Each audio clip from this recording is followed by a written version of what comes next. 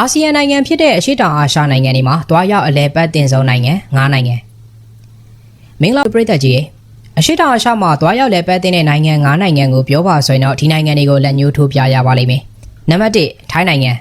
လှပတဲ့ကမ်းခြေတွေရှေးဟောင်းဖျားတွေနဲ့အရသာရှိတဲ့အစားအသောက်တွေကြောင့်နာမည်ကျော်ပြီးတော့ဈေးနှုန်းချိုသာတဲ့ခရီးစရိတ်ကလည်းပဲဆွဲဆောင်မှုတစ်ခုပါပဲနံပါတ်2ဗီယက်နမ်စစ်သမိုင်းကြောင်းရှေးဟောင်းမြို့ဟောင်းတွေနဲ့မတူညီတဲ့ဒေသရဲ့ယဉ်ကျေးမှုအလားပါတွေကိုခန်းစားနိုင်ပါသည်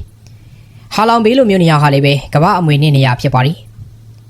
နံပါတ်3မလေးရှားမလေးနဲ့တရုတ်နဲ့အိန္ဒိယယဉ်ကျေးမှုပေါင်းစုံကိုတွေ့ရှိနိုင်ပြီးကွာလာလမ်ပူလိုခိမီမြို့ကြီးတွေနဲ့တန်ဂျော်ရူလိုသဘာဝဆန်တဲ့ကမ်းခြေတွေကိုပေါင်းစပ်ထားတဲ့မလေးရှားကလည်းပဲတွားရောက်လဲပတ်တင်ပါသည်နံပါတ်4အင်ဒိုနီးရှားကျွန်းပေါင်း19000ကျော်နဲ့ဖွဲ့စည်းထားတဲ့ကျွန်းနိုင်ငံကြီးဖြစ်ပြီးဘာလီကျွန်းရဲ့အလှပတွေအပါအဝင်တမိုင်းဝင်ဘူရိုဘူဒူဖျားကျောင်းကြီးနဲ့မီးတောင်တွေကြောင့်နာမည်ကျော်ပါသည်